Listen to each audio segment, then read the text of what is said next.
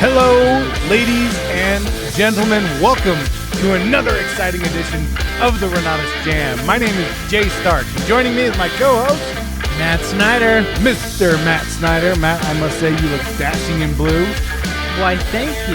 You as well. I almost wore that shirt today. You know, I saw you and I thought to myself, I want to wear some blue. Yes, Blue. yes. Well, yeah, and what you're referring to is what, like last Sunday you saw me? Because I was wearing that shirt. See, I have like 13 of them. 13 Renatus shirts. Of that shirt. Of this? Yeah. So how many Renatus shirts do you have Renatus total? shirts, I literally probably have like 35 or 40. 35 or 40. So, pro tip, everybody at home, if you want to dress like Matt Snyder, go to the Renatus store. Yes. Go to the Renatus store and get a shirt like this. Get a shirt like that. Yeah. It's awesome. You should probably display that different, not like, I just, okay, don't do that again, Matt. I can't. Oh, man. Oh. And our guest has left the chat. Right? Our guest is like, I'm out of here. Well, I tell you what, today's an exciting opportunity, a really exciting one to have a great conversation. Now, the first time that I met our guest today, first time I met him was in a class, and he was tag team teaching with his partner at the time, Mm-hmm. and they were talking about short sales. And I want to ask you a couple of questions about that class. But our honored guest today, Matt, is who? Gavin McCaleb. Gavin McCaleb. Hey, everybody. Welcome. Glad to be here. Shouldn't have to add my own echo effects, right? We should get a button for that. He's got a button. He's got it. Yeah, he's mad at you. he is. Yeah. So, Gavin, I'm really interested. I seem to recall a story from back in the day, back when you were teaching this class. What year would that have been? This probably would have been Do you know? 2007. Yeah. Right around 2007, 8. No. It would have been 2008. Okay. Yeah. 2008. Right on. So in 2008, you used to tell a story about, and I believe this is how the story goes, that your very first short sale deal that you ever did, you guys had worked on it for a while and weren't getting the response that you were hoping for. And so in a last-ditch effort to get a positive response, you did something kind of unique when you left a message for the lady that you had been calling. Do you remember this story? Am I making this up? Wow, that's a deep cut. I remember the story. It's been a long time. I remember the hook. I honestly don't remember the words. It was Barry Manilow. You guys know Barry Manilow? Yeah, we know who Barry Manilow is. You guys know Barry. Yeah. Man, that's so crazy. That's a super deep cut. I haven't told that story in a while. But yeah, I sang a facsimile of the song Mandy to a girl named Tanya. And I'm totally blanking. I didn't realize this was going to be a trivia show. I would have brushed up a little bit, but yeah, it cracked through the monotony of her daily life, and she was like, "Yeah, I got the message," and I believe it greased the wheels. Nice. I want you to know that I have replicated that so many times since I heard you tell that story. Oh, nice.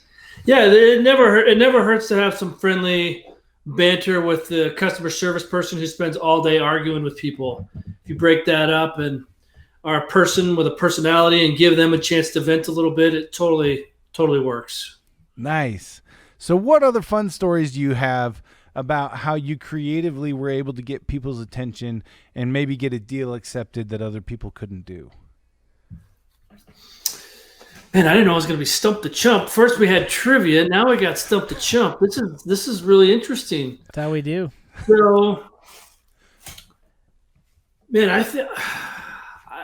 is there any legal disclaimers that we put on here? Sure. Results are not typical. I don't know. Yeah, results are not typical. Depends on what you're going to say. Anything I say should be considered hypothetical if it's questionable.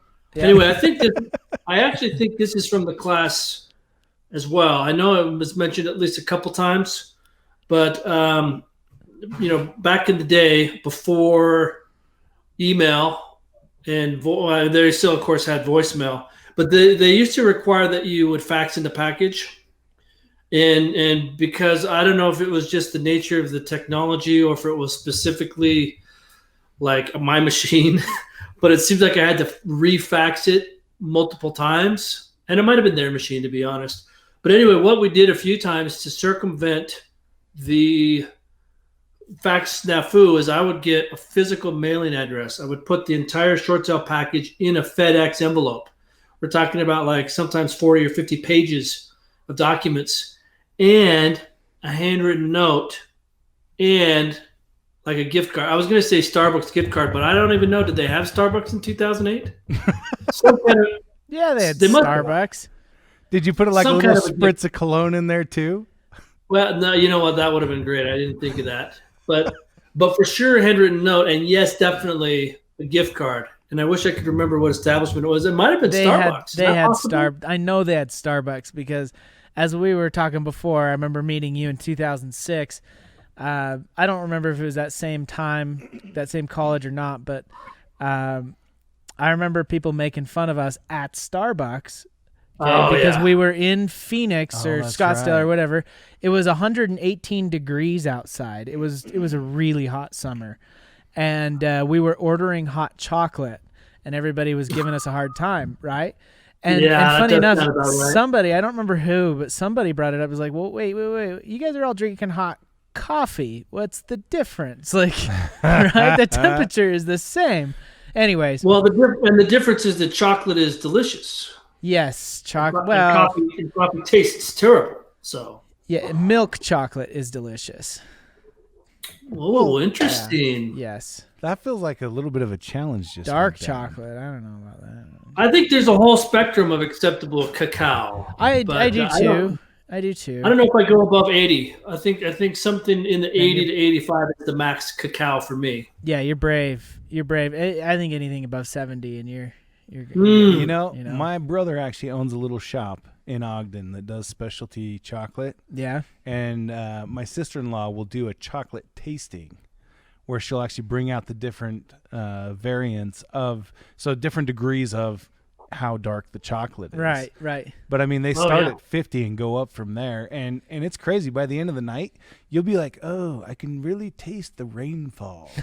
It's like a wine tasting for people who don't drink wine. Right. It's so funny.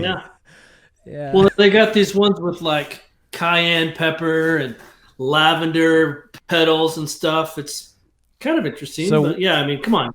Just give us some milk chocolate Hershey's. Yeah, give me this. Right. Give me this straight milk chocolate. Oh man, I love it. We're totally on the Renatus Jam talking about chocolate. Hey, I thought it was a free for all. Did I misunderstand? It felt like no, you did not misunderstand. It's just funny where the conversation takes us so quickly. So Starbucks. Gift cards. Starbucks gift cards. So you would then sing to people, you would send them a gift card, a handwritten note, and that's the way that you could connect with people quicker. So how long? And the reason I even gave the disclaimer is because there's some people I'm sure that are going to be like, oh, bribery and whatnot. But I mean, we're talking about $10. We're talking about just a personal interaction. I'm not bribing them to have them go against their employer. Their job is to review short sale files. And so all I'm doing is making sure that mine rises to a higher priority. Yeah, right. Of course. And by the way, I mean, anybody out there, $13 is that's my line to go against my employer. I want you to, anything above $13 could be considered a bribe. No, I'm just kidding. I feel like we need to have a disclaimer. Dude, that's funny. Our viewership went from like some to none after that. That piece is going to be cut out and go viral. That's what it is. Yeah. All right. So Mr. McCaleb, how long have you been investing in real estate? So we are at, let's see what we're at, October. We're at like 17 and a half years. Wow. And my benchmark is April. And so, I usually round up every 6 months. So we're at 17 and a half. We turned the corner right about now, mid-April of 03. So, yeah, 17 and a half years. That's cool. So you've been investing for 17 and a half years. Have you ever my experience is that most transactions require you to be familiar with at least one or two or several different strategies to employ when you're going through a deal. Has that been your experience as well? The biggest. So here's the thing: when I learned short sales, that's all I knew. I didn't know there was other strategies. I never had purchased my own property. I was renting. I went to a weekend seminar that talked about short sales, and that's the only thing I knew. So I knew that rigid framework. In every transaction that I looked at, if it wasn't a short sale, I didn't know what to do. And I know in hindsight, I know that I passed on deals that would have been easier and lucrative because I didn't have it. I didn't know what the other opportunities were. So in my mind, knowing about the main, you talk about, there's probably like the big five. I don't know if that's I'm coining it right now, but let's see how many there are. So short sales, and then the big pillars are wholesaling, subject to, seller financing, and then as those are all acquisitions, and then you got either fix and flip and buy and hold, or those are the revenue models. Right. So there's really kind of the big four: short sales, wholesales, subject to, seller financing. Well, I guess cash. So that's the big five. And then the two revenue models. So we've got what we call the 5 and 2. I'm coining a bunch of stuff. I don't know whether it will carry over to the real world. But knowing that foundational stuff, it opens the whole world to you. Now when you go talk to somebody, you overcome the first question, which is, do you have any interest or need to sell? And then depending on the nature of the conversation, depending on their circumstances and the condition of the house, all that kind of stuff, then you, as the expert, can kind of guide that into whatever category you want it into. And knowing only short sales was for a while very frustrating and difficult because it is time consuming. It is out of, a certain aspect of it is completely out of your control. You have to wait for third party approval. You gotta hopefully keep the seller's attention for long enough. And if I would have just been able to put that under contract and take over the mortgage, which I didn't know was a thing until later, it certainly would have smoothed things out. So the more strategies basically you're a problem solver. Well, I don't know how deep into an analogy we need to go, but you show up at their house and you, depending on their circumstances, you custom tailor the perfect solution. Right. Whereas again, if you only know short sales, if they're in foreclosure and the auction is a month or two away and their mortgage is, upside down, I've got just the thing, short sale. But if it's anything other than that, you've got to know which category to put it in. And of course, obviously with Renatus, we have all those strategies available. But yeah, it's one of those things where as years went by and I picked up new skills and strategies, of course, you think back to all the deals you lost. But moving forward, I go into a deal without any preconceptions. Even if it is a foreclosure, even if it is a couple months from the auction, I don't always assume short sale. I gather all the information, try to tailor the right strategy, and it can overlap. You can have more than one strategy, knowing, either an A plan and a B plan, or a joint strategy between like subject to and seller finance, etc. Right on. So let's kind of. You've been the Renatus coach now for 4 years. Is that right? It's coming up on 5. It's almost 5 years. Wow.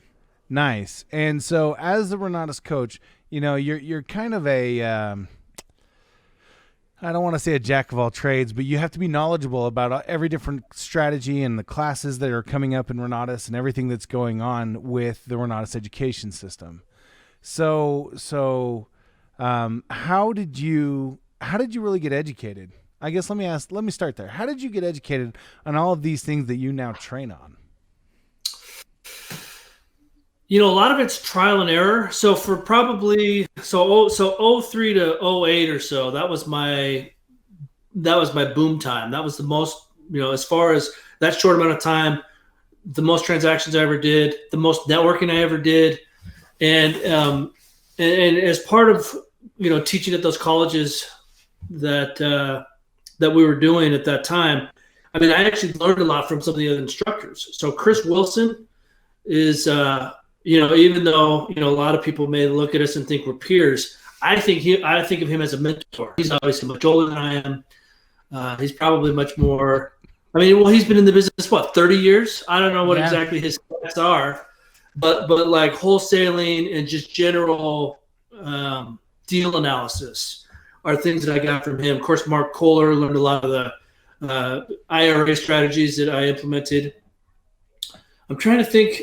There's a chance that I just picked up things like subject to and seller financing just like from books. Is that possible? I know I read several books. Is it possible to learn from a book? Is that what you just asked? The answer to that is no. Only YouTube videos or Renatus education. Speak about real estate investing is that I've never read a good real estate investing book. Now, I've read some good. Well, hold on. Let me walk that back a little. I've never read a good practical real estate investing book. So you got Rich Dad Poor Dad, and he's got a whole series, and those have like the most basic case study just to get your mind around the idea, which is fine. Right. But it's not practical. It's not specific. It's nothing actionable. And unfortunately, I have not read a book that is A to Z actionable. And I'm sure part of that's by design. It sounds like there's really a vacuum in the market that needs to be filled by somebody whom we could call maybe a practitioner who's maybe been in the business for like 17 and a half years. I don't know. Jay, I've got 90% of that book already drafted. See? And I'm holding it back. I don't know. I'm holding it back either for the perfect time or, to be honest, what am I holding it back for? Oh, you know what? Lay back. Let's talk about this. What's really holding you back, Gavin? This is a safe place. We're all friends here. Part of me, now this is not 100% true, but part of me is a little concerned that the book itself supplants everything that we're doing here, right? If I give somebody a 200-page workbook on every strategy, then do they need Renatus? Honestly, I think the answer is still yes, because there's different perspectives, and of course, everybody else's case studies and learning from other people. But there is a moment of hesitation where I'm like, look, if I just write a 20-page summary of each of the core strategies, including case studies, that might be enough to get people investing in real estate. Not that that's a bad thing, but it's almost like competitive, and so I don't know. I haven't decided what I'm going to do. I will tell you this.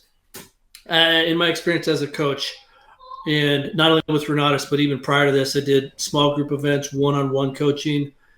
No matter how much education somebody sits through, like I've been on hire as a coach for companies that charge $100,000 packages, $50,000, $80,000, $100,000 education packages. They go to all these live events. They have ongoing trainings, and they still require some kind of a boost or a push or encouragement from a coach. And you're thinking, well, if you spend $100,000, isn't that enough information? Maybe, I don't know. The reality is people get the information and they read it, and somehow they need some extra little push to get over the hurdle of action. Mm-hmm. And so obviously, if I put out a book that technically legally has every legal, I guess I shouldn't say legally, has every strategy that could be implemented, there's still going to be people who read the book and say, well, I need more help. I can almost guarantee that every single person that reads the book, even if they start and complete a few transactions, are going to think to themselves, I need more education. I need more knowledge. Yep. That's what I've found every time that I've started to learn about something, that I'll read a book or two books or I'll take a class or a seminar, and I'll feel like, okay, I've got enough that I can take the first couple of steps, but I'm going to need more continuing education after that. Yeah. You start to learn what you know what you don't know, right? And that's when you can really start to dive deep into these things. And I think you're right. People who read it, they'll still need way more comprehensive education. Right. Yeah. No, that's true. And back to the previous question, I had a mental reminder of how I got access to all these different strategies. I've actually been through each of these transactions at least a couple times. And so even if I conceptualize it and I know what it means, to go through each step and then look back and say, oh, that's what it is. It takes on a different hue when you're finished. So I've done seller finance deals. I've done subject tos. I've done commercial deals. I've done land development deals. I've done new construction, all this kind of stuff. Now, the thing I always emphasize is, look, I've done a few of almost everything. I've done multifamily. What else is there? I've done actually the only thing I have not personally done that we teach in Renatus is I've never presided over a short-term rental yet. That's sort of a newer thing. I haven't dipped my toe into that fountain yet. And so when people ask me those questions, I just refer back to the content. But for every other main strategy that we teach, I've done at least one or two of those deals. And that like I said, you understand intellectually how it goes, but only when you've actually been through every step, then you can see, oh, now I see how all the pieces fit together.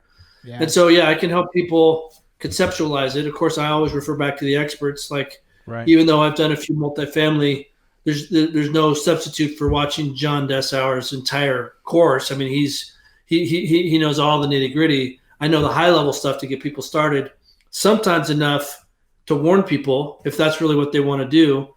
I know there's a lot of people who say, I guess I got to do fix and flips. And I say, well, is that what you have any interest in doing? And they say, no, but everybody else is doing it. So I say, well, what do you want to do? I mean, I can get people started on the right paths. Right. But yeah, there's really no substitute for the full experts. Oh yeah, I agree. And in fact, I love J.A.M Sesh's class where he talks about understanding your investor ID, understanding that not everybody has the same risk tolerance or time or access to money or whatever. And so what attracts one person may not attract another or everyone. And so, yeah, I love that you're able to tailor the conversation to every person and their needs, wants, and desires. Yeah. Yeah. Great class too. Yeah. Yeah, definitely. So you've been doing the one-on-one coaching and the group coaching now for almost 5 years.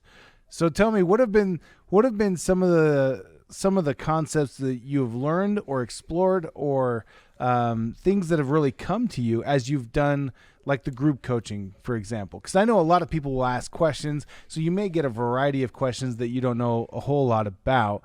So have you had opportunity to really delve into further educating yourself on certain topics in order to be prepared for those opportunities? No. The short answer is no. I mean, it's super rare that I get a question that I haven't already encountered. And so, yeah, I mean, in theory, I'm always learning stuff, of course, always.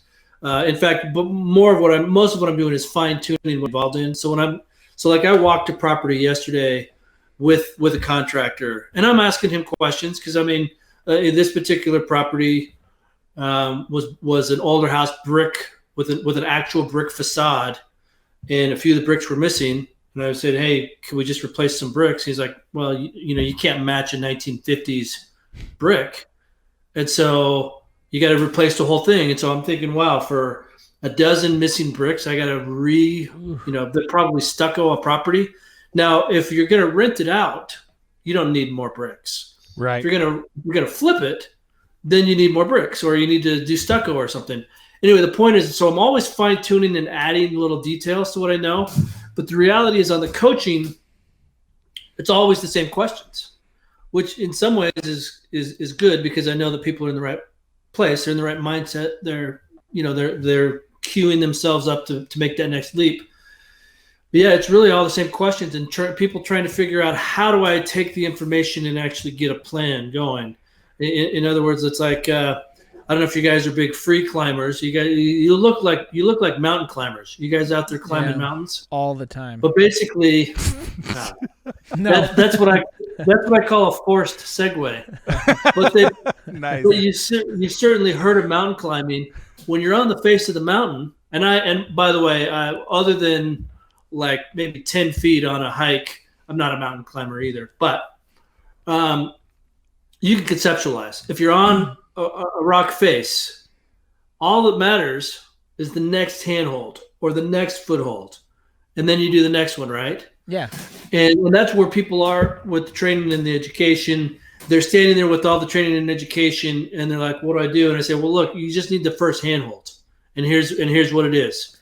And then they get that one, and then they say, now once you're at that new vantage point, we can talk about whatever the next one is. But if I give you 3 or 4 in a row, and you go like 5 feet to the right, whatever handholds I pointed out earlier are obsolete. You got to find a new line up the mountain.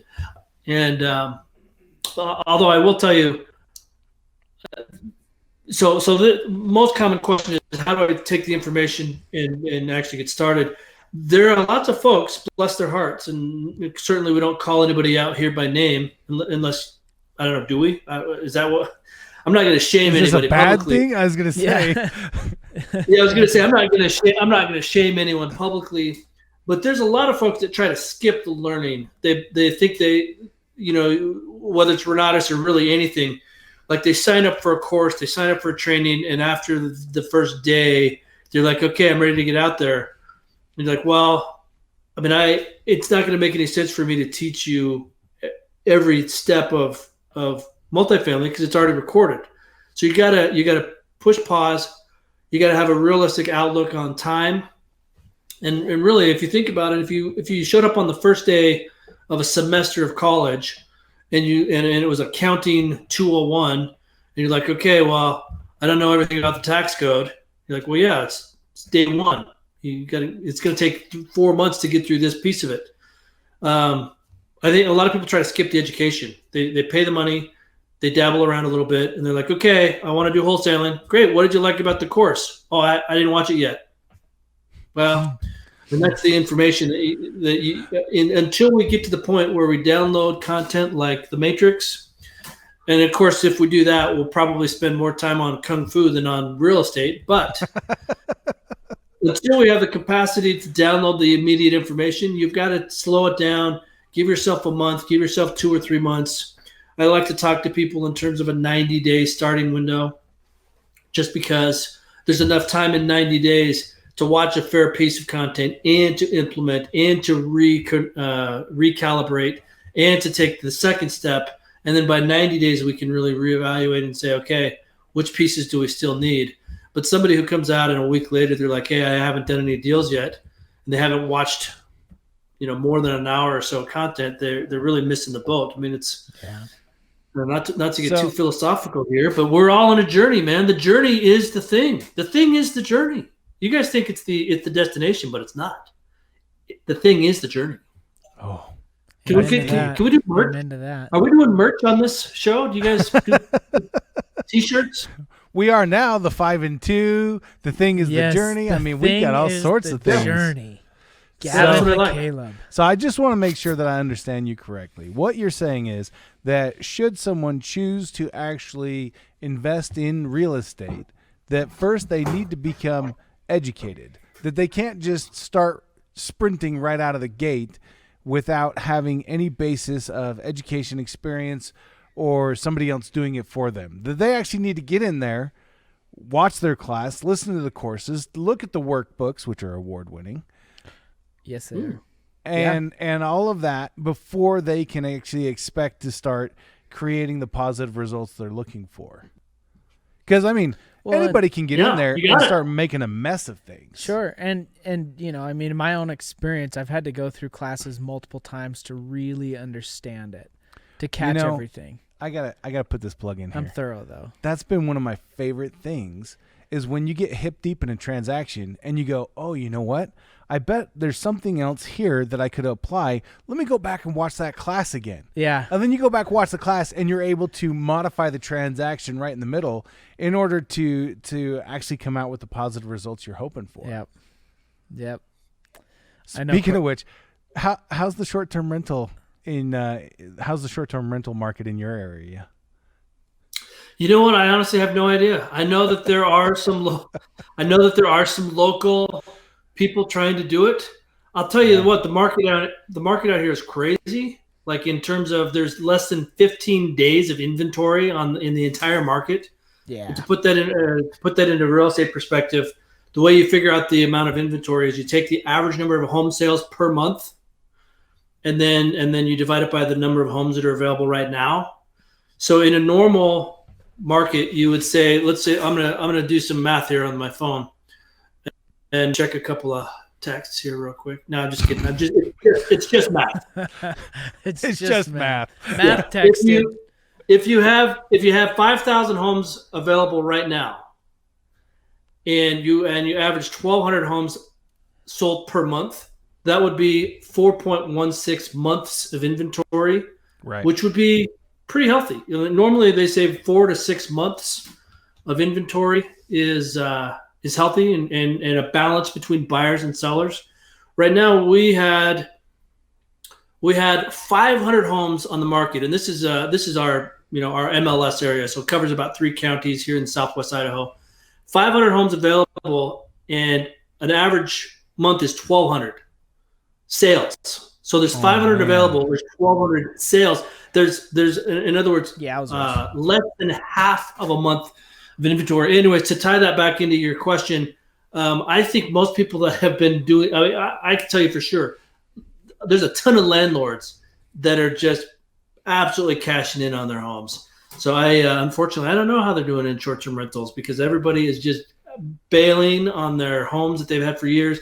This home that I walked yesterday was a 1950s home. It's been a rental for, I don't know, probably 15 years, and it looks every minute of it. No. And this guy's cashing out. He bought it for $50,000 in 06 or 07. And we're talking somewhere in the 200s, and that's before repairs. Wow. And so everybody's selling as fast as they can. So yeah, makes sense. That's a total seller's market. What I was really trying to do was get you to say, oh, you know what? There's a class I need to go back and watch, because you said it was the one thing that you didn't have expertise in. You know what? And you totally you got all sideways on me. I didn't get the message. But yeah, you're right. Content is available for. I was going to mention this as well. So yes, let me reinforce. You got to watch the full class. There are things that people don't know they don't know, and that's the biggest blind spot. And there's 2 specific categories that I come across again and again. One is how to talk to people. So you're thinking of, when we say let's do real estate, you're thinking of, I got to analyze the deal. I got to do a repair estimate. I got to check the market, which are all true and correct. But I think where a lot of people get caught up, whether it's too afraid to get started or whether it's I feel stuck, is that they get tongue-tied. They don't know what to say to the person. Right. And so going back in, the more familiar you are with the strategy, what I want people to practice doing is teaching it to someone else. So whether it's a spouse, a friend, make a short video, whatever you want, whatever your training methodology is, if you can explain it to someone else, guess what? You're going to have to explain it to somebody else. If I want to pitch seller financing to a homeowner, and I sort of know what it is, and I say, do you want to do seller financing? And they say, what does that mean? And you're like, I don't know, seller. It's in the book, seller financing. It's in the book. Just read it right here. They didn't read the book. So an area that people don't know they don't know is definitely how to talk to the homeowner and how to explain what the strategy is in their terms. And the only way to get to that point is to watch the content and to watch it through the prism of how am I going to explain this. So it's one thing if I understand it. It's another thing for me to translate it. So I can say to you guys, seller finance note, and you're like, great, I know exactly what that means. I go to a homeowner, I say, how about we do a seller finance note? And they look at me like I'm from Mars. And they're like, I don't know what that is. And it's like, well, you know that equity that you have, that $50,000 that you planning on getting. What are you planning on doing with that? I don't know. Put it in the bank. Do you think you might invest that money in something? Yeah, that'd be a good idea. Well, what if I could tell you how you can invest it back into this very house? Okay, tell me more. How much money do you need right now? $5,000. Okay, well, let's create what's called a promissory note where I promise to pay you $45,000 over time at an interest rate. And they're like, okay, tell me more. So this idea of being able to explain things is a huge unknown. People don't realize that they don't know that until they're in front of somebody. So anything they can do to prepare for that. The other thing people don't realize that they don't know is a lot of times they're putting too many safety mechanisms in their numbers to where they can never get a deal. And so, do you need to know the market value? Do you need to know the repairs? Yes, you do. but you don't need to have a 10% buffer on the market value and a 10% buffer on the repairs and a 10% buffer on the reserves and whatever, because, very rarely you're going to get that deal. You need to know for sure the market value and the repairs. And yeah, you got to have a buffer, 5 to 10% total. But yeah, there's folks out there that are missing on deal because they've got so much safety and buffer that the numbers are just never going to work. And on the flip side, which I hate to bring this out as well, a certain percentage of the conversations I have are people who are already in trouble. These are folks that have dove into a deal without the proper education. And some of the saddest ones, in fact, I presented this at Nationals. I'm sure you guys could quote that back to me. Chapter and verse. For sure. Yeah. But just to recap it, there was a nice lady who was in a flip that she overpaid for, and then she overbuilt the budget, and she was just upside down in the property. And so we certainly had some conversations about where do we go from here. But the real answer is don't jump in with both feet without looking first. So finding that interplay between knowing the correct numbers so you don't overexert, and also knowing when to jump. So wherever that intersection is, right. It's finesse. It's a little bit of finesse to get in there. Right. Not being so reserved that you leave yourself absolutely no opportunity because nobody's going to accept a price that low. Yeah, I think it's more common that people are so conservative they miss on a deal that's a deal. Right. And then there's a subset of people that dive in head first and that end up losing. But the reality is, even if you're upside down in a deal, as long as you have some time freedom, we can make it work. It might take a while, but appreciation will catch up. Cash flow can offset expenses. It may not be comfortable and it may not be a home run, but you can salvage it. I'd rather try to salvage a deal than somebody go years and years and years and never do a deal. Right. Yeah, absolutely. Absolutely. So, man, I have just loved talking with you. We're getting a little short on our time right now, but I can't tell you how much I appreciate you and what you do and the amount of time that you commit to serving the Renatus community. I think it speaks volumes that you are so willing to give and so willing to commit to our people. I appreciate everything that you do. Yeah, you're welcome. It's a true pleasure for me as well. That's awesome. Well, Mr. McCaleb, it has been awesome having you on the Jam. I want to say on behalf of myself and Mr. Matt Snyder, thank you to our head button pusher, Mr. Aaron Peterson. I'm not going to give you the name that we He got demoted from line producer. Well, yeah, he's not line button pusher. He's button pusher. Button pusher. That's actually a promotion, I think, is what we just discussed. Oh, man, this is the best day of my life. We love you, Gavin. Gavin, thank you so much. Thank you. On behalf of myself and Mr. Matt Snyder, Renatus